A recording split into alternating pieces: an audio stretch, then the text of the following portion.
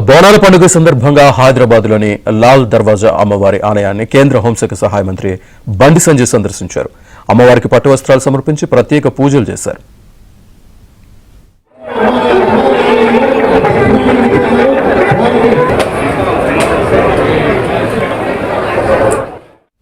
హిందూ ధర్మ పరిరక్షణ కోసం అంతా కలిసి పనిచేయాలని బండి సంజయ్ పిలుపునిచ్చారు. రాష్ట్రంలో హిందువుల పండుగలు వస్తే ఆలయాలకు నిధులు అడుక్కోవాల్సిన పరిస్థితి దాపురించిందని అసహనం వ్యక్తం చేశారు. తెలంగాణలో బీజేపీ అధికారంలోకి రాగానే పాత బస్తీలోని గల్లీ గల్లీకి ఆలయాలు నిర్మిస్తామని సంచలన ప్రకటన చేశారు. పాత బస్తీ నుంచి వెళ్లిపోయిన హిందువులు తిరిగి రావాలని పిలుపునిచ్చారు.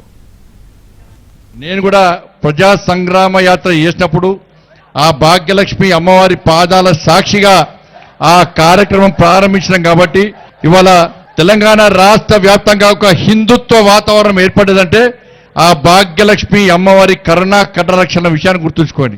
చాలా పార్టీలు చాలా మంది కూడా అనేక రకాలుగా మాట్లాడుతూ ఉంటారు. వాళ్ళ హిందూ ధర్మం గొప్పతనం మీ అందరికీ తెలుసు. చాలా మంది ఓటు బ్యాంక్ కోసం ప్రయత్నం చేస్తూ ఉంటారు. ఇవాళ మళ్ళీ చెప్తున్న పాత బస్తీ నుంచి ఎవరైతే ఇక్కడ టెర్రరిస్టు బాంబులకు భయపడి, ఇక్కడ జిహాదీ ఉగ్రవాదు యొక్క ఆగడాలు అరాచకాలకు భయపడి ఇక్కడ నుంచి వెళ్లి ఇతర ప్రాంతాల్లో ఉంటున్నారో మళ్ళీ నేను అప్పీల్ చేస్తున్నా. ఈ సింహవాహిని అమ్మవారి సాక్షిగా నేను చెప్తున్నాను. ఆ భాగ్యలక్ష్మి అమ్మవారి పాదాల సాక్షి చెప్తున్నా, మీరందరూ తిరిగి రండి, పాత బస్తీకి రండి.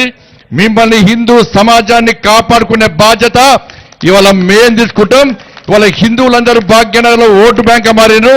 ఇలా ఓటు బ్యాంక్ మార్చాల్సిన బాధ్యత మాది ఉంది. కాబట్టి ఇవాళ భాగ్యలక్ష్మి అమ్మవారి శక్తి ఏందో, భాగ్యలక్ష్మి అమ్మవారి యొక్క పవర్ ఏందో ఇవాళ ప్రపంచ వ్యాప్తంగా చూపెట్టాం.